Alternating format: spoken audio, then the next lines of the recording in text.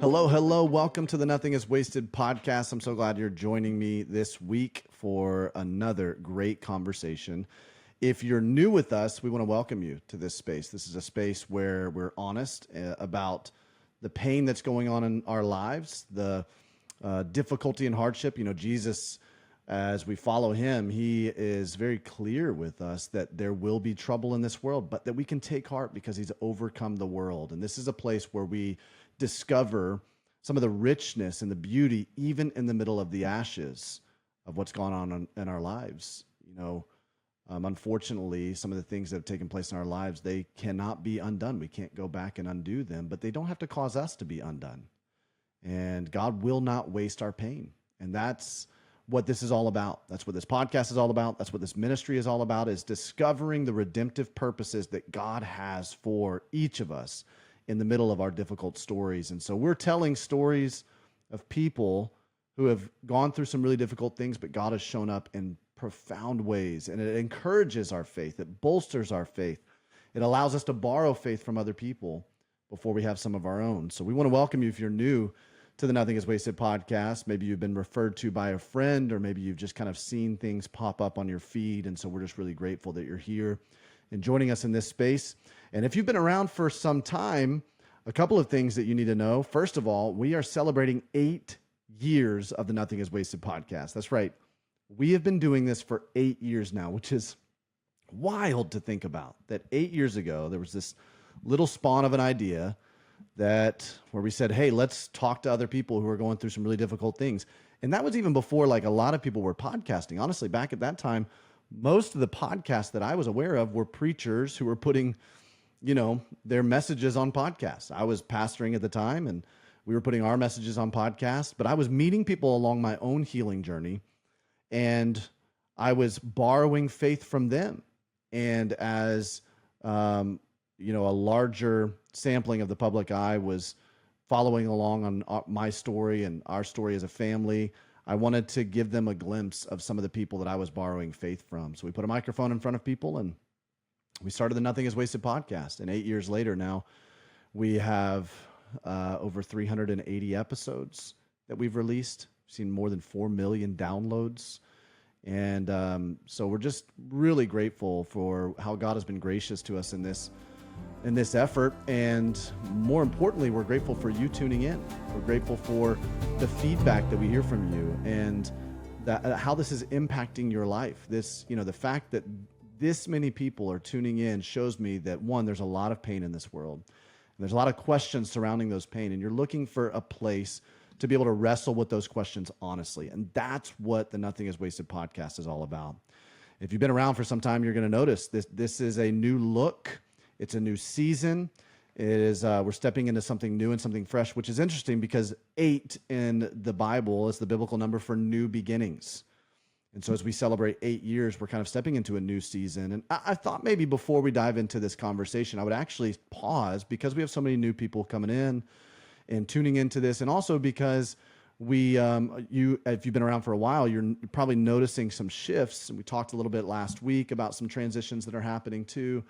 And I want to just kind of catch us up on the origin of Nothing is Wasted Ministries. Why are we doing this? Where did this come from? You know, back in 2015, I walked through, and our family walked through an upending tragedy where it's hard to believe it was almost 10 years ago now, where I lost my wife, Amanda, and our unborn baby, and they were murdered in a home invasion. We were pastors and church planters in Indianapolis at the time, and I left to go to the gym early in the morning on a Tuesday, November 10th, and our home was broken into, and Amanda and our unborn baby were caught up in that and died from gunshot wounds 24 hours later in the hospital. And I talk about that at great length, and how God met me in that season and began to put the broken pieces of my heart and my life back together in this book, Nothing is Wasted, that's behind me if you're watching this on YouTube. But as I was going through a healing journey and recovering, just like I mentioned earlier, I was meeting a lot of incredible people along the way.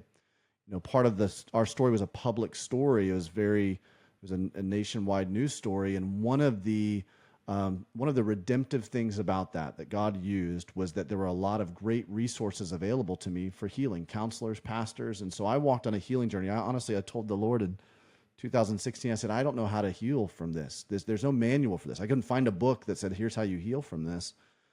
And so I just said, God, I'm going to say yes to everything that you put in front of me. So close the door if you don't want me to walk through it. Open the door if you want me to. And he led me down an incredible healing journey. Along the journey, I was meeting some incredible people.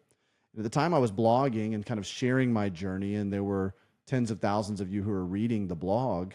And as I was meeting more and more of these people, I was thinking, man, I want the people who are following along to hear from these other people, because that's who I'm borrowing my faith from. So in 2017, June of 2017, we launched the Nothing is Wasted podcast, and we just began to tell some of these stories.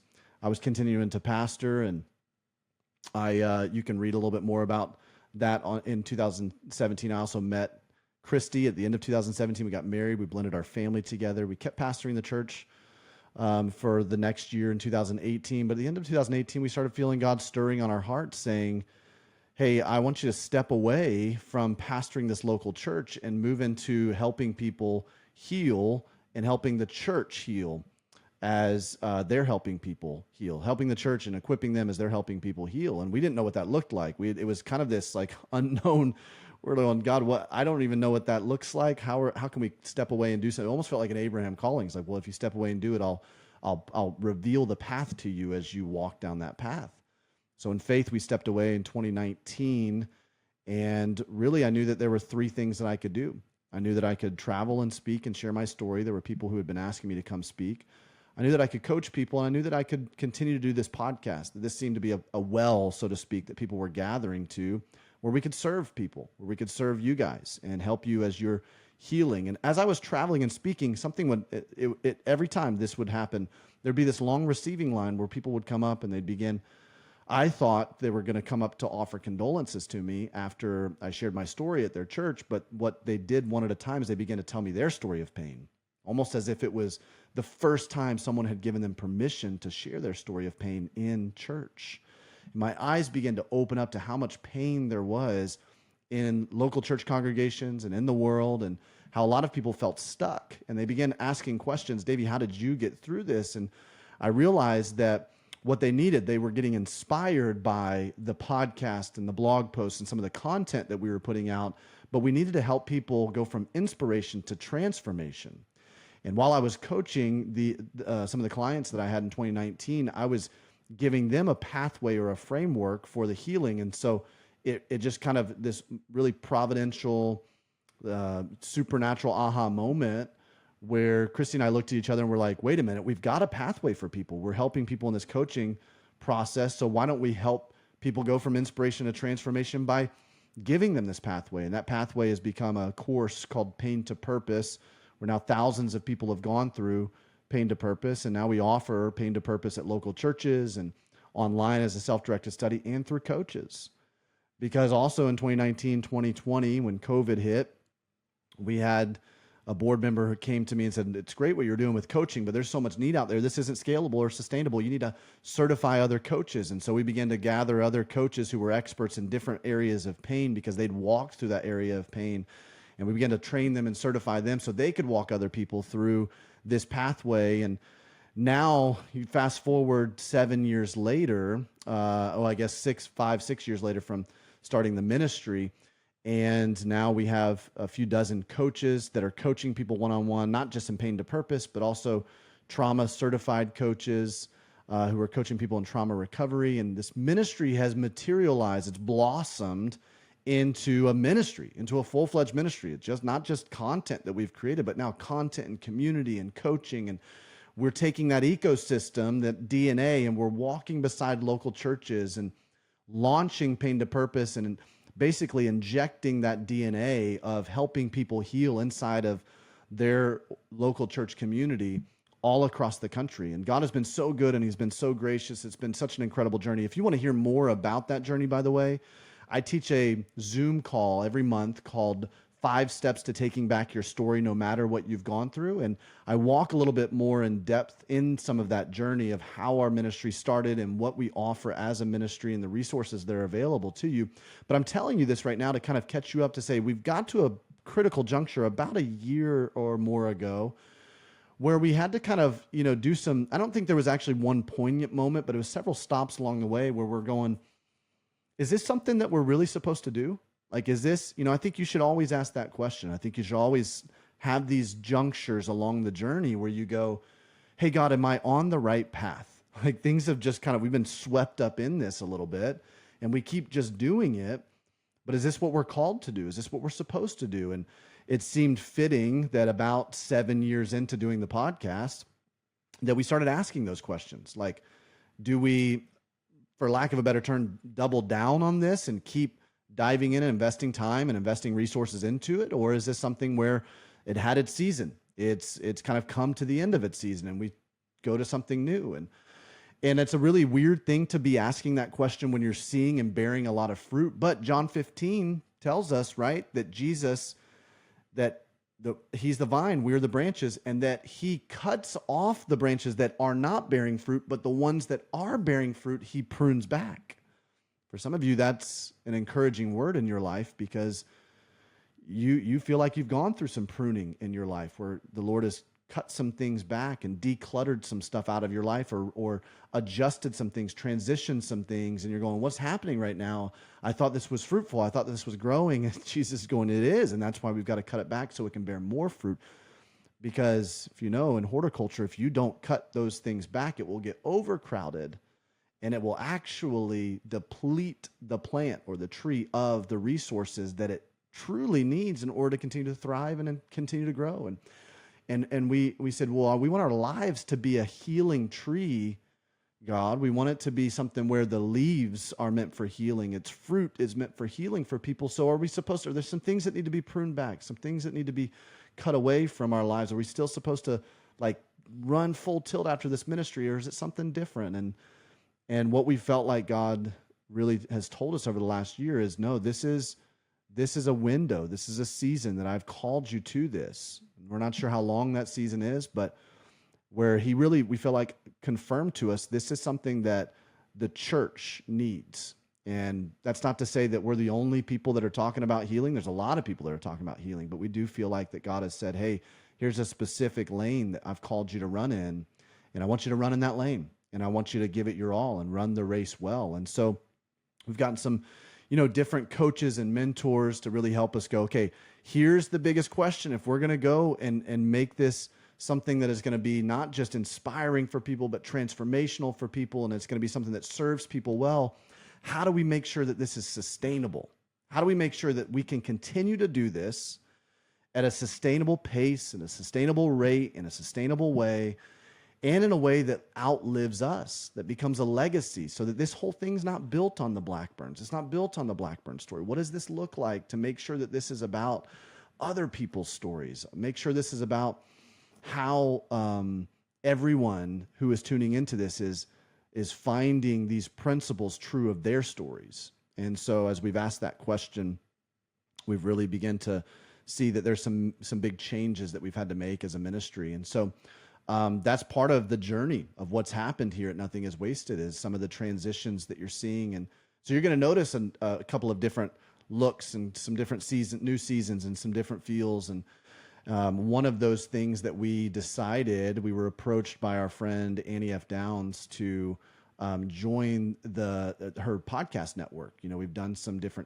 interviews with her. I've been on her podcast, and we just saw an alignment with the podcast that they were bringing into their network, and that there really wasn't, in a lot of fronts, there wasn't, a podcast like ours that was really a part of their network. And so we decided, after a lot of prayer, after a lot of just talking through some of that, we decided, hey, this would be a really good thing on one front for us to be able to get these stories out to more and more people.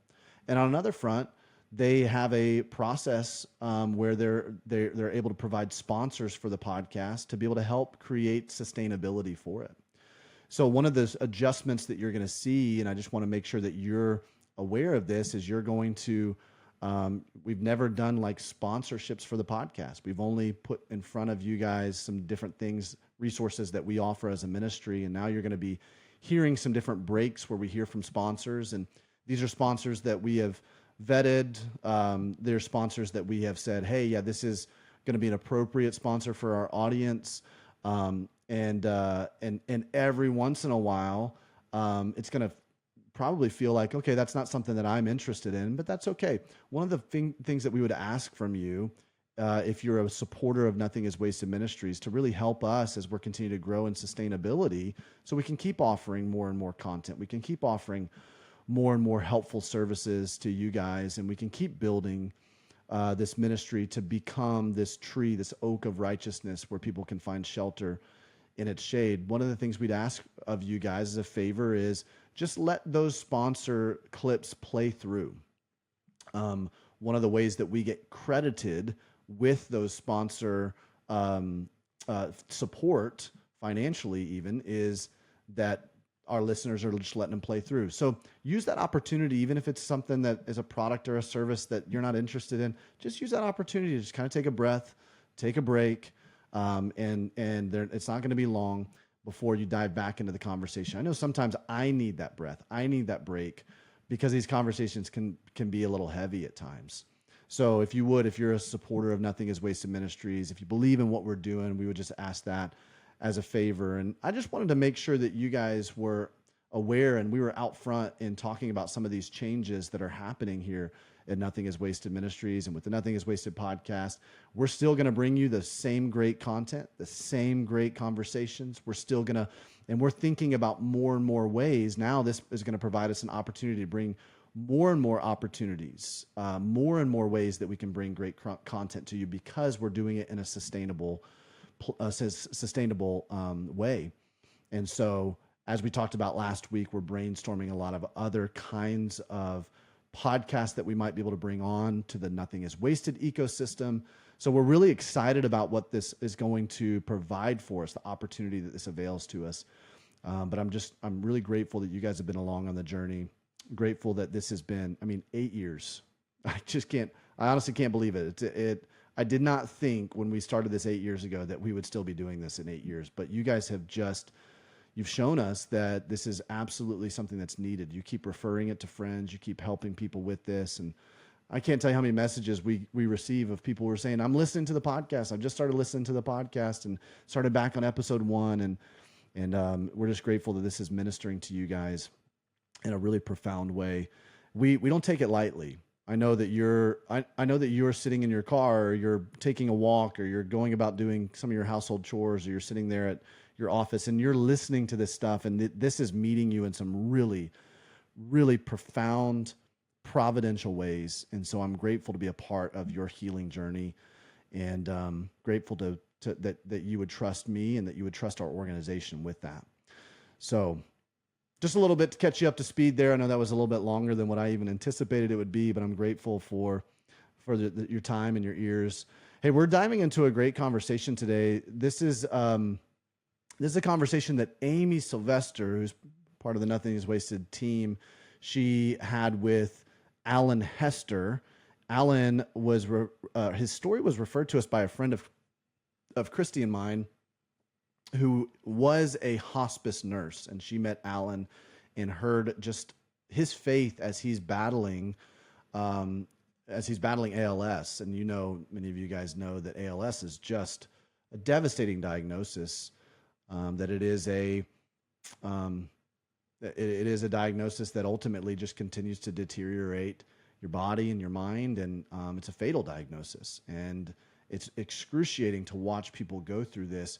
But as our friend had watched Alan go through this, she was very just impressed by his perspective. And whenever you hear from someone who just has a deeper sense of their mortality, because they know that it's inevitable, it's coming. Death is inevitable for all of us. But there's a perspective shift that happens when you know that it's coming soon, and you begin to reorder some things and reprioritize some things. You look through things, especially when you have the heart of God, you're looking at it through a heavenly lens, through an eternal perspective. And that perspective is going to provide so much balm to our souls, those of us who we haven't experienced a diagnosis like that. We're not walking with that kind of a acute sense of our mortality.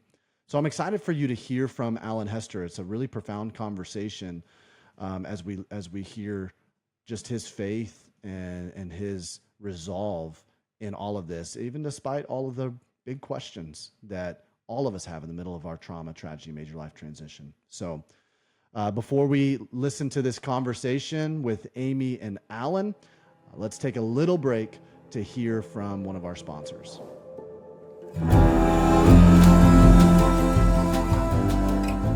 Alan, we are so thankful to have you here. Welcome to the Nothing is Wasted podcast. We are so thankful for you, and I know our conversation is going to bless our audience here. Before we kick off with your story, will you just introduce yourself to the community who does not know you, a little about your life and family and where you live, any of that you'd like to share today? Yes, thank you so much, Amy. And I apologize for my little hose here that covers my mouth, but of course that's part of my story. And my name's Alan Hester. I grew up here in central Indiana. Came to know the Lord at a very young age. Come from a home though of divorce.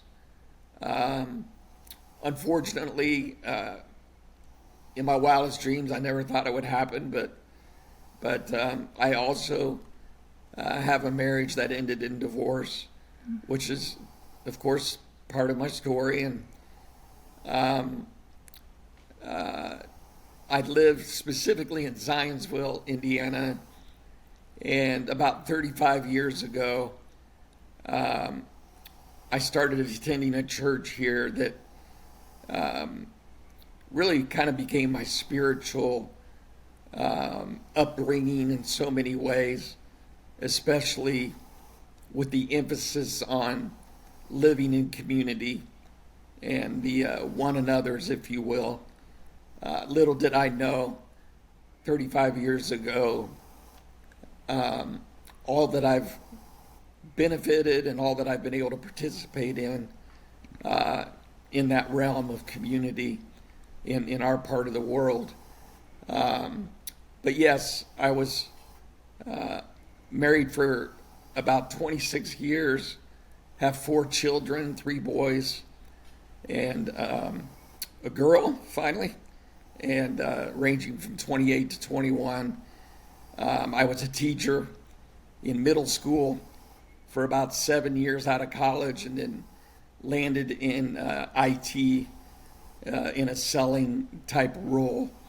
And I ended my career in a cybersecurity, with a cybersecurity company just this past year. Due to my illness, I had to stop work early. But that's a little bit of my background. Wow, that's a lot, Alan. And I appreciate you talking about community. We talk about that a lot here at Nothing is Wasted, about whatever season you're in, season of pain, not season of pain. That community is so powerful. It can be vulnerable. You can get hurt, but community carries us along. I know we'll probably hear more about that in your story. And you survived teaching middle schoolers. So I think any of us are pretty impressed by that. But, I have an almost 11-year-old, so I'm not quite in the midst of all of it, but I'm on the cusp of that. So, so you're a champion and hero in that world as well. Well, thanks for telling us a little bit about your family. You've already shared some of your heartache. I know today you were going to share a little bit more about your diagnosis, and I know that you were diagnosed, I don't know exactly when, so you can even fill me in on some of your story, but you are currently living with ALS. So if you'll just start with telling us, what is that for our community who don't know, and then what was the diagnosis process and all of that, the kind of the beginning of you knowing about this part of your story. Yeah, so well, first of all, a pretty significant part of my story is I was divorced, as I mentioned, but in 2021, I met my current wife, Roseanne, and speaking of community, we grew up together in Frankfort, Indiana, and her mom and my mom went to Bible study together, and we ended up at church together. So anyway, we knew each other from those days, and never in my wildest dreams did I expect to bump into her after almost 40 years. But not surprisingly, God,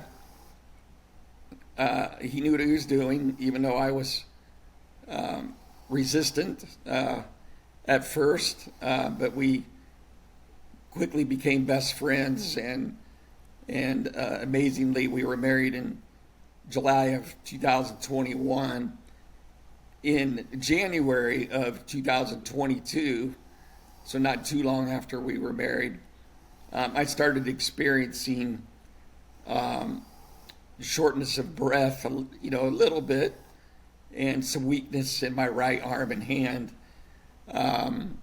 My lifestyle, I just enjoyed, going to the gym and doing cardio 6 days a week and some resistance training. And that was also an important time for me to worship during that time and pray. And that's what I did. I loved it.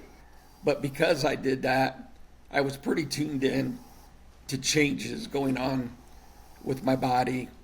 So that began a long 18 months of trying to figure out why I was slowly, and I mean slow, with ALS. It's different for everybody. There is no pattern with ALS in terms of how it affects you. For me, like I said, it was my breathing first and that one arm and hand, and for someone else, they may not be affected by breathing towards the end of their battle. But at the end of the day, with ALS, it's a neuromuscular disease. It's one of many. It's not easily detected because there's not a single test that you can run. But essentially, it's in the name, if you will. Your muscles become starved because your brain stops communicating neurons, to go communicate to those muscles to use them, and so essentially, your muscles begin to atrophy, and you get to the point where they simply won't work anymore, and that includes breathing. So for me, my diaphragm is getting weaker and weaker, and eventually that's what takes your life. If something else doesn't, your muscles simply won't allow you to breathe anymore. So it's very slow. Average life expectancy is 3 to 5 years after the first symptoms. So for me, my 3-year anniversary of those symptoms is this upcoming January. So like I said, in 22. And then we eventually were able to figure it out. Lots of visits to doctors, lots of tests, check the heart, check the lungs. But the short of it is we finally were able to see a neurologist, and the rest is, history, if you will, in terms of being able to figure out the diagnosis. So in December of last year, so I'm coming up on my 1-year anniversary of the actual diagnosis. December I was diagnosed.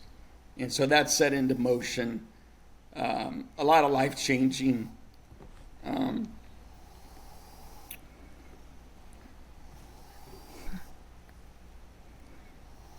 apologize. No, take your time.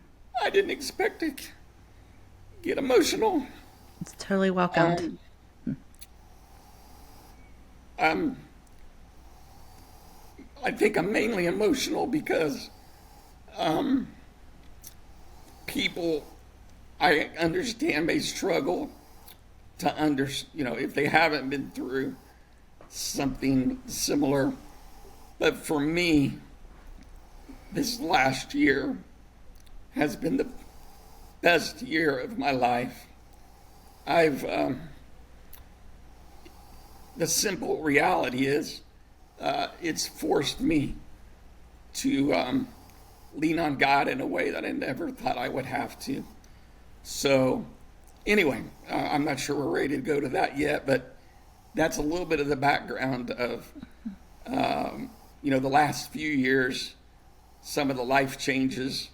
And so my wife has been amazing. Caregivers, I believe, with any illness, in my opinion, have a much tougher road than I'll just say it for me. For me, I think it's a lot harder on my wife, my family and friends than it is me, because the obvious, right? The inability to do much about it, to want to fix me or what have you. But she has been amazing. I'm so grateful that God knew in advance that I was going to need someone like her. So selfishly, I got a great deal on that. I'm not so sure about her. But the only other thing I would add to that, and I got to give God credit. It's just that you don't know until you're tested how these relationships will hold up. But my wife and I look at each other and we marvel that somehow we love each other more after all of this. There's all the things that have been taken away, but it's only deepened our love for each other. So that seems to be a consistent reality for me in my relationships here and in my relationship with Christ.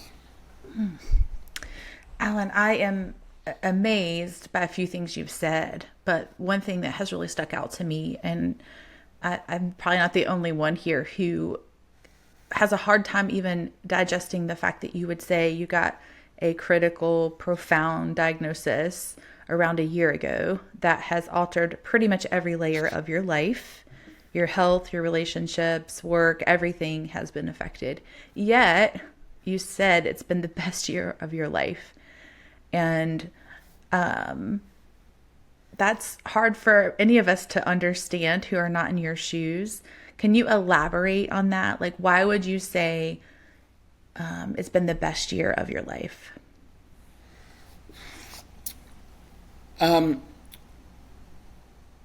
What I've got to be careful to make sure I use I statements, because it's obviously it's only from my vantage point, my experience. But for me, I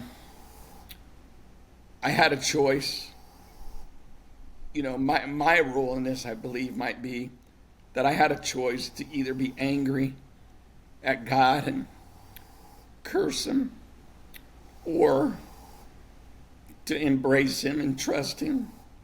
And so, of course, as a believer that had been raised in the church, learned a lot of information and knowledge in my head, it was now time for me to decide if what I had learned intellectually I really believed in my heart.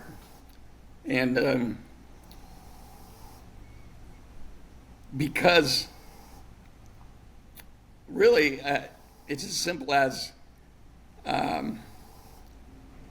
everything was stripped away of this,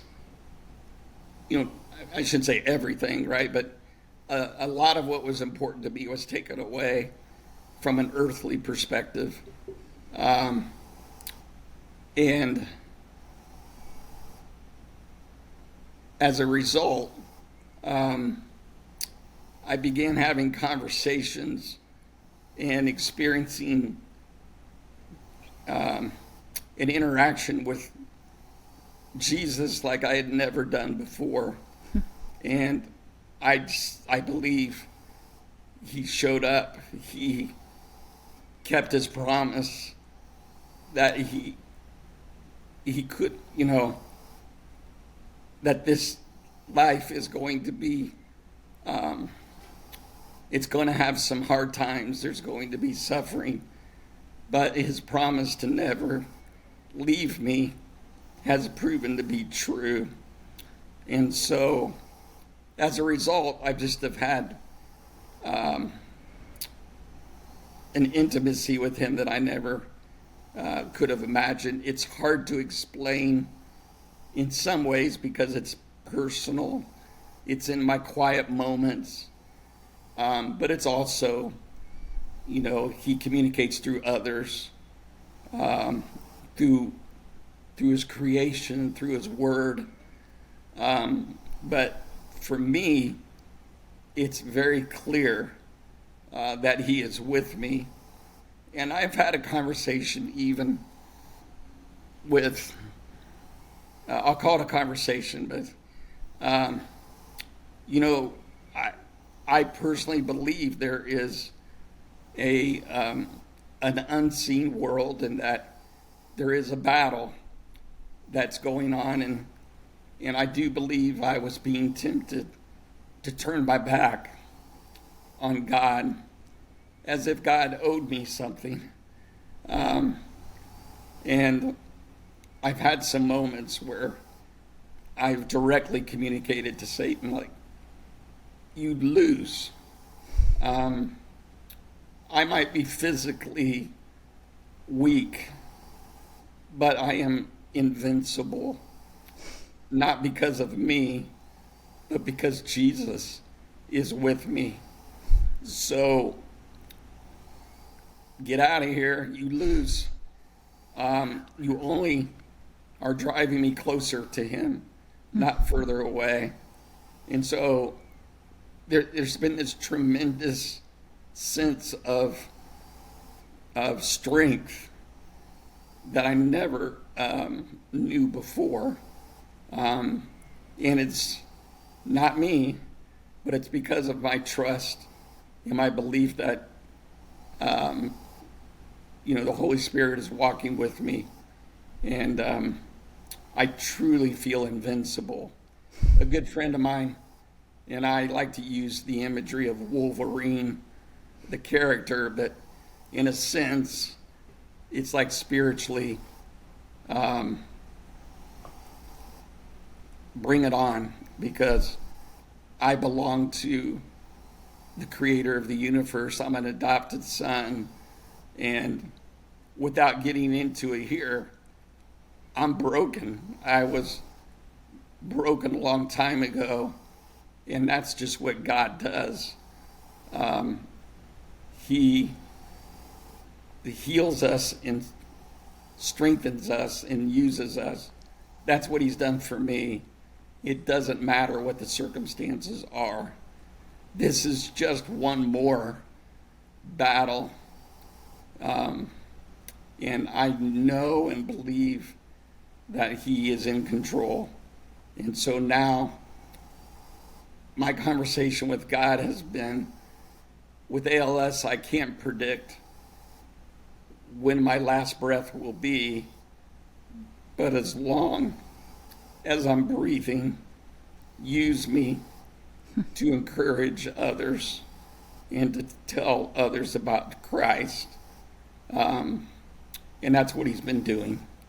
So that's a little bit of an answer to that question. So Alan, that whole thing, it's like, here you are, support for your breathing. You're walking through limitations that are coming on slowly, and yet you're describing yourself as invincible. the best year of your life. I think most people would be amazed by the way you're describing your circumstances. And I know it's because of the Lord. Tell me a little bit about that journey of from when you had angry moments, or I'm thinking about our listeners who, like me, are shocked by the way you're describing your experience of being invincible. What does it look like to go from pit of despair, no hope, anger, loneliness to where you are today with your walk with the Lord? And I recognize you probably have your own moments still, but what does that look like for you? And then even as an encouragement to those of us here. Well, a couple of things that come to mind. I remember, I might mess his name up. There's an author, David, or it was Paul David Tripp, I believe, Yep. Who shared his story about suffering. But I have just found one of the things he said to be so true. Scripture, I'm not a audience members who identify more with someone that reads a lot and won Bible memorization competitions. That's not me. I'm not a big reader. I didn't memorize a lot of scripture, but one of the things he pointed to is how important it is as early as possible to memorize scripture that you can lean on when tribulation does come, when trials come. And I have to admit, for me, that was significant to be able to recall some of the truths and promises when not only this, right, there's been other trials in life, but this is probably one of the most difficult ones so far. But anyway, that thought I can really agree with, that idea. The other thing, because, the church that I mentioned, the pastor there, Tom Streeter, he emphasized so much how important community is. And to the point where we would do some things that were a little more radical at the time, like purposely give us time back on Sunday nights or Wednesdays so we can intentionally invite people into our homes and make time to be interactive with one another. And this whole idea that church is far more than what happens on Sunday morning. It's what happens every other day of the week. And I was in my early 20s at that time, but a group of us took that to heart. And then suddenly 35 years have gone by. And, we were single. Most of us were single at that time. But here we are. We've had families. We've grown together. We've cried together. We've definitely, we've had so much fun. But we've done in a lot of serving. But that reality of living a life interdependent and not independent, that was, somewhat of a radical thought to me, especially as a young man who thought being a man meant being independent. But fast forward during this was my time where I really had to lean on that support system and beyond what I ever thought I would have to. It's a lot of fun to be on the other side. It's been very humbling, but very beautiful. And this idea, this image that I'm running in a race and I fell down.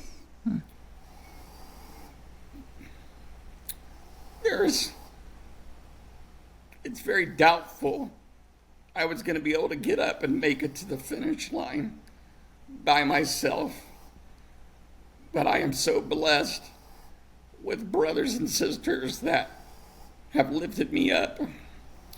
And so spiritually, emotionally, psychologically, in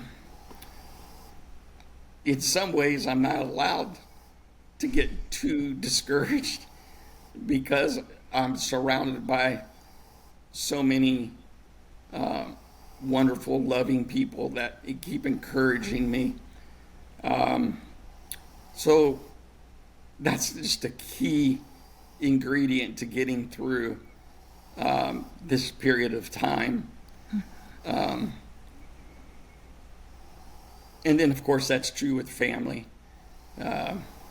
My kids have been incredible. The people that I've wanted to protect, I've had to learn to allow them to walk through this with me and not to push them out, thinking somehow I'm protecting them. And I've learned that's not true. So I think we're all benefiting from it because we see God at work. I think I'll pause there. I'm not sure. I feel like I'm missing something, but yeah. Yeah, that's awesome. Alan, I would love to hear just your perspective too with your journey of, you've got this solid community with your church that you've obviously invested in for many years with your time and your talents. You've got your family. Just as a husband and a dad, how has it been with this diagnosis? And like you were saying, even like how you used to define being a man or whatever, like how has that been for you? Like you said, maybe accepting care, that you would like to just be the strong one in the room. Describe that a little bit of how you've handled that emotionally as well.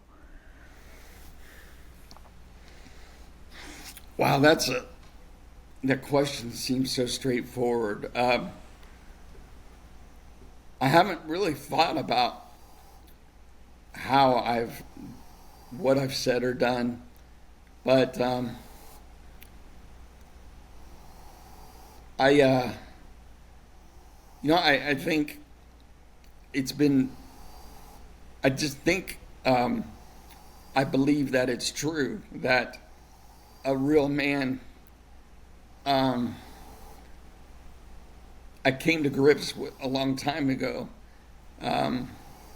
through my spiritual upbringing, I guess you could say, and I've had some great examples of other men in my life, older men that have lived out for me. So this idea that it's actually weakness to not let others help you. And it sounds strange to even say that because it's so contrary to the way that we're raised oftentimes. So even though I understand that and know that today, and even though I'm saying publicly that I've learned to do that, it's so well ingrained into us that it even sounds strange when I say it out loud. But the bottom line is, I've been on the other side of this, and I know that in some strange way there is joy in helping others, and so I know there's joy in letting others help me, and I have to just trust that from the example that's been set and from my own experience. And so now during this time, I'm witnessing what I think are a wife and kids that are getting stronger because they're walking through this with me, and they don't have to be afraid, which has been a huge blessing and encouragement to me. I've tried to scare them away I remember telling my kids, listen, if I were you and I had to sit where you're sitting and watch me and listen to me, that might be too hard, and I would understand if it's too hard. And they just kind of look at me like, what are you talking about? You know, like no, Dad, it's okay. No, we're here. We get it. Someday this could be us, one of my sons said. And I was impressed that he's understanding that. And that's life, right? That's a big part of it. So yeah, I don't know. It's just, I think part of how we've been raised, so to speak, within the community, and now it's our turn to live it. Yep. So we get to partner with each other, and I know it's when I pour out, it does, like, you feel like in that place of strength when you're the one kind of serving or sharing your story to encourage another person. It feels like you're in the place of strength, but then there's always gonna be a time when you're on the other side. But the beautiful thing I always see about what the Lord does is it's like you're both being healed, you're both being restored. It's really not this like top down of service or help. It really is like, as your children come alongside you, love you, serve you, sit with you, like it's painful. I'm sure it's layers of grief for them and for your wife, but it's also part of their healing journey too, and their grief journey of being alongside you. So you're giving to them, they're giving back to you. Like it's like a little cyclical thing. So it's really awesome that you are showing them that. And I always encourage others who are, especially as parents, like we want to protect our kids, even grown-up kids, to protect them from your heart and your tears. But those tend to be so powerful that when they see us have vulnerability and our tears, but then they also see us turn to the Lord. So it seems like you're really doing that, Alan. It's very encouraging. Well, listening to you, you're reminding me, he's not one of my biological children, but there's a young man, he's 23 years old. He cuts my hair, and he refuses to let me pay him now. And so I was struggling with that a little bit. And he began to lecture me on how that's not good for me to deny him the opportunity to do something of kindness, an act of service. And I just started laughing. But I'm like, wow, this is great. What I will call a young person, a young man, is telling me what I already knew to be true. But I needed to be reminded that it's important not to deny people the opportunity to love and to serve. Even though I knew it in my head, the temptation was to not let them do that. So anyway, it was awesome. It was a funny moment, but it was also a sweet moment. For sure. Yeah. So I'm going to back up a little bit here, and I want to hear a little bit from someone who is sitting at the feet of the Lord, leading the way for me and for others, that a lot of times our suffering reveals something about the Lord and about ourselves. And so give us a glimpse where you can into that special place you have with Jesus right now. What are you learning? What's it like? I would just love to hear from your perspective what that space is like, that special place that when you've walked through profound suffering, you tend to get to know the Lord in that very unique way. I think what comes to my mind, and I see this all throughout Scripture, but now I understand it a little bit better, that God will always give me what I need when I need it. And sometimes I don't appreciate that or understand it, or I want to get ahead of him, or I want to take over, or I just don't want to trust him. It's like, well, wait a minute, this isn't your, where are you? You're not, I'm telling you what I need, and you're not giving it to me right now. But what I've learned is that that's a lie. It's not true. I've learned to stop questioning and to just, what one of my friends during a dark time when I just felt like Satan was I just felt this incredible,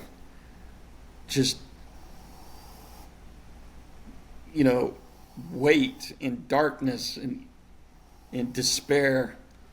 And I asked, with our technology, I was able to text a group of brothers and say, listen, please pray right now. I think I'm being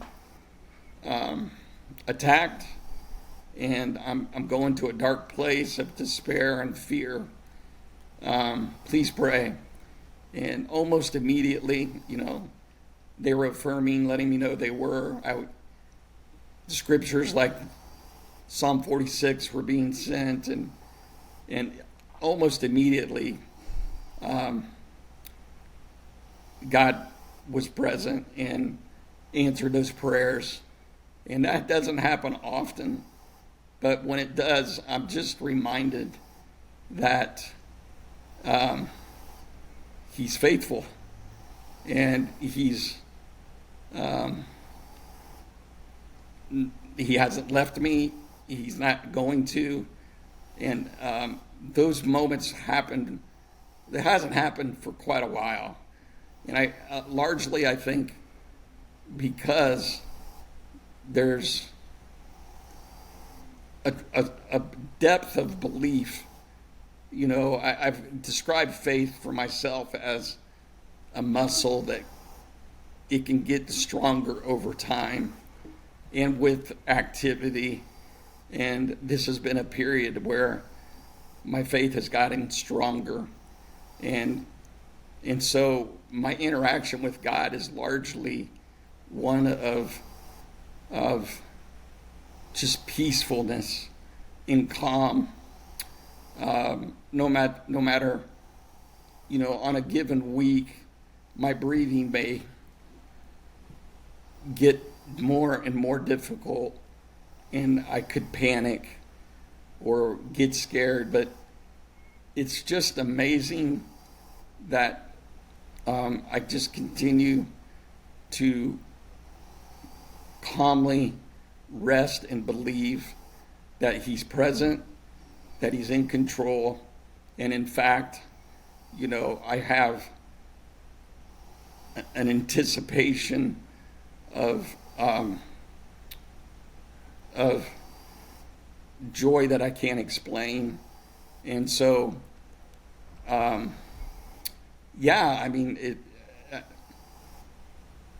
it's not magic. It's very real, and it's because it's been proven over and over. He has proven over and over that He's faithful, and He will give me what I need when I need it, and I can trust on that, and I don't have to ever doubt anymore. And so the doubts have become less and less, to almost never doubting anymore. And I think that's part of the invincibility, this feeling of invincibility. If God is for me, it's a cliche, but it's so true now. If God is for me, who could be against me? And I believe that now in a way, in a depth that I never did before. And if I had not gone through this, and if I was not currently engaged in this trial, I wouldn't know that the way that I know it today. Alan, I feel like one thing that you sharing this, as we say a lot here, Nothing Is Wasted, that there are times in our suffering that we ourselves don't have the faith or the hope, and that we encourage each other to borrow the faith of others, borrow the hope of others. And I do believe that your story is going to do that very much so for our listeners, that when we need to remember who the Lord is when we're suffering, that we can hear your words. And so just thank you for sharing, giving us a glimpse into the hard-earned special spot you are with the Lord through your time with him and through your suffering, that you have been sitting at the feet of the Lord, allowing him to be that peace, because your life could feel very chaotic and unnerving, yet you're describing it as invincible, the best year of your life, peaceful. And so there's a lot to learn from all of us. I would love to hear from you. If you, knowing that there are people in our community who either have gotten a diagnosis or they will get a diagnosis, or someone in their family has gotten a diagnosis that's quite profound, what would you say to that person?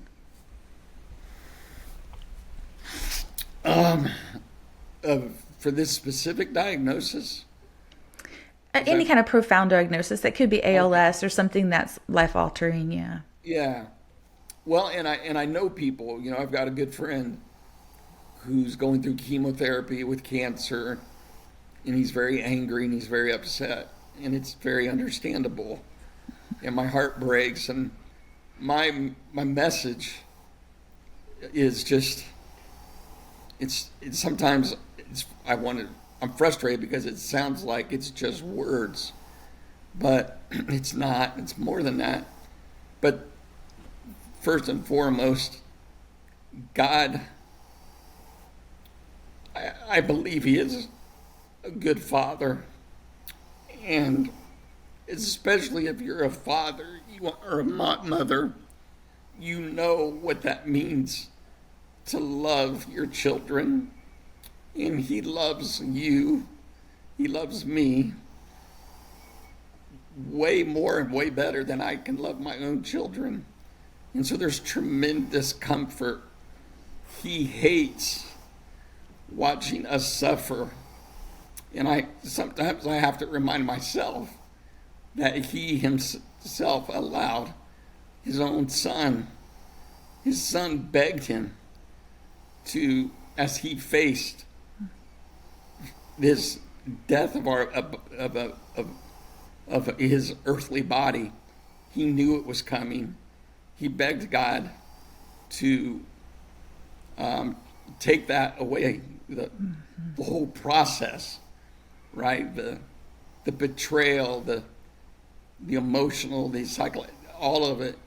Jesus asked God if it be his will could you just take this away? And God answered and said, no. But he had a purpose. And we all benefited from that. And Jesus, of course, willingly said, your will, not mine, because he trusted his Father, knew best, and that there was a purpose. And it was worth it. And so I'm encouraged that our Father in heaven is the same Father. And if you're hearing something else, it's a lie. So anything contrary to that is a lie. That's not from God. He loves you, and he wants to actually bless you through whatever it is you're walking through. And there is something profoundly wonderful on the other side of it. And I have to tell myself, has there ever been a time in my lifetime, I'm only talking about this trial, but has there ever been a time where God has failed, where he hasn't been faithful? He's proven over and over, and it's just good to be reminded of that.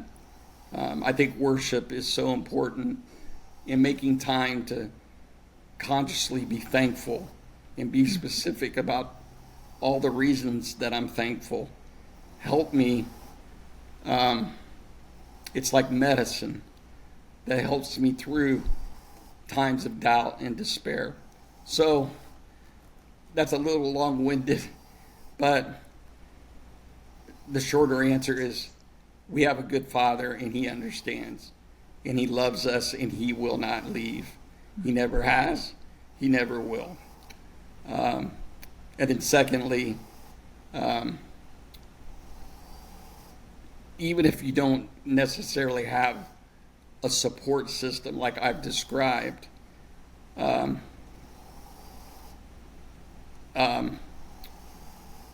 pray, ask God to bring people into your life. But I would also say there's probably somebody, at least one person, that you know you can lean on. And I would say swallow your pride and lean, and let them have that opportunity to come alongside of you, because that's how God created us. We are created like him. We want to help others. We want to love. We want to give. And I would just encourage people to be intentional in it and to do that. I think that's my initial gut reaction to that. Yeah, that's wonderful. I think turning to worship is so hard at moments, but it is life-giving. Us worshiping and giving back to the Lord, whether it's with our words or with music or just our attention. There's a missionary that I love, and she said sometimes things don't feel worth it, but he's always worthy. And so I feel like that's what you're saying. It's like what you're going through may not feel worth what you're suffering, but God is always worthy. And somehow against that cycle of like we worship and then he meets us in it. So Alan, as we wrap up our time, I want to talk to you a little bit about legacy. You obviously with ALS know that this is going to affect your days on the earth. And I want to hear from like a broader view for our whole audience about what you want to leave in terms of legacy. And then even just a word to those who love you. Like if you want to share a personal little message to them too, you're welcome to do that. Wow. I don't know why I struggle with the word legacy.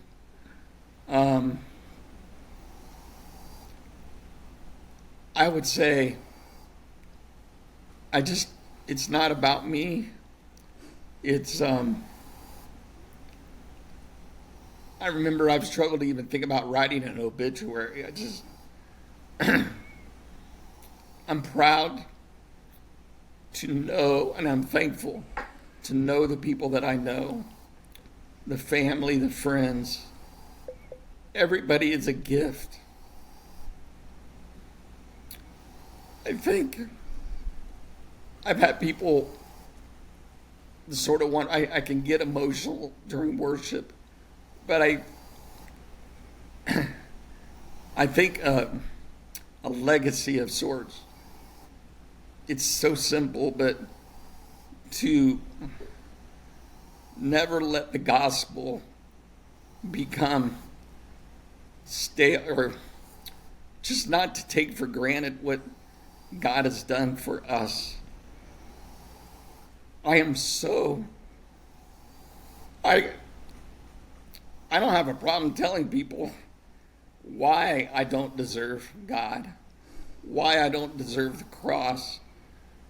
I don't. The bottom line is I've lived a life where I've done some things and I've hurt people that I don't want to be part of my legacy, but the reality is I'm another jacked up person who's made some mistakes, but my legacy, most importantly, is Jesus made a way for me to be put back together. And there's no physical sickness or event that can change that. I am a healed and I'm loved through God sees me through what Jesus did on the cross. And that never gets old. Every day. That is what matters. And I'm so grateful for that. And so for my children in particular, but everybody, I hate seeing anybody that doesn't understand who they are. That our identity is not in going to the gym or the job or anything of this world, but that we are adopted daughters and sons. And that was made possible through Jesus Christ. That needs to be everybody's legacy. And it hurts to see anyone not understand that they are that loved and that they also can be an adopted son or daughter if they choose to trust and believe. And in particular, as an example, I'll be vulnerable. But my oldest son hasn't spoken to me for years because I hurt him. I was too insecure about him having different views or ideas. Right now, when I look back, that seems so silly. But at the time, it was real. I made it not comfortable for him to live with me because I was too insecure to listen to his ideas and thoughts. And I regret that. And I was not a very loving father in that way. But I know that. And I've been praying that he'll forgive me. And I just want to see him, all my children, and of course all my family and friends. If we see each other in heaven, we'll have the rest of our lives to catch up. And so I just want, I guess, to encourage him and everybody listening that there's always healing if we can forgive, and if we can allow God to be our source of identity and comfort. And so I guess that would be it. I appreciate you giving me that opportunity. Of course, Alan, I feel like your words are so powerful, and your vulnerability around your suffering, the diagnosis, and even with your family. I feel like there are so many listeners who understand in the sense of like they've had at least some of your story, and that they will be borrowing your hope and your peace and your faith, that when they feel like they can't stand, they can hear your words reminding us to let the gospel reign in our hearts and that it not grow stale. And I appreciate you so much. Alan, is there anything else you'd like to share with us before we wrap up today? I don't think so. I'm grateful that you asked me to do this, and I hope and pray that it's encouraging and helpful to somebody. No. So thank you. Yeah. Well, thank you, Alan. You are now part of our Nothing is Wasted community. We appreciate you. Thank you for being part of the podcast. And thank you for sharing your heart with us today. You're welcome, Amy. Thank you for having me. Thanks for joining us for today's episode of the Nothing is Wasted podcast. We hope you enjoyed our conversation and found it as encouraging and insightful as we did. Now, don't forget to subscribe to our podcast on Apple Podcasts, Spotify, or wherever you like to listen, and leave us a rating and review. Your feedback helps us to connect to those who need these stories of hope and healing most, and to reach more listeners just like you. Also, subscribe to our Nothing is Wasted Ministries YouTube channel. Now, be sure to stay connected with us on social media. You can follow us at Nothing is Wasted Ministries. Follow me at Davey Blackburn. We'd love to interact with you, so be sure to stop by and let us know how these conversations are impacting you and your story. And if you want to learn more about all the incredible resources we have available to help you navigate whatever valley you're walking through, visit our website at nothingiswasted.com. If you're ready to get started in your journey towards healing and finding purpose in your pain, we'd love to help. Simply go to nothingiswasted.com/start here for your next step. We want to thank our guests, and we want to thank you, our Nothing is Wasted community, for tuning in regularly. Remember, no matter what challenges you face, whatever pain you are walking through, nothing is wasted. We'll see you next time for another incredible conversation here on the Nothing is Wasted podcast. But before you go, check out this short clip from our next episode. Thanks for joining us, friends. Just say, God, if you're calling me out, can you tell me what you're calling me into? Half expecting him to whisper PR or something. And in that had not happened to me ever before, but I'm driving, and as my eyes are on the road, I see this vision clearly of a burned out forest, just blackened. And with it came the words controlled burn. And I got really quiet, and I was like, no idea what this means. But I knew it was from God. And piece by piece, God started downloading this concept of life's fires taking one of two divergent paths. They can grow out of control, and they can turn into wildfires that can destroy for generations. We're seeing it live out right now in California, this picture of horrific devastation. Or if our suffering and our pain is bordered intentionally by God's promises and his power and his provision, life's fires actually can do something astonishing. They can burn away what is holding us back from God's presence, so much of life that we've built up or grown. The foliage or undergrowth of that. Wow. I love this metaphor. This is amazing. And then it leaves behind nutrient-rich soil that can grow things in us that could have never grown without the flames.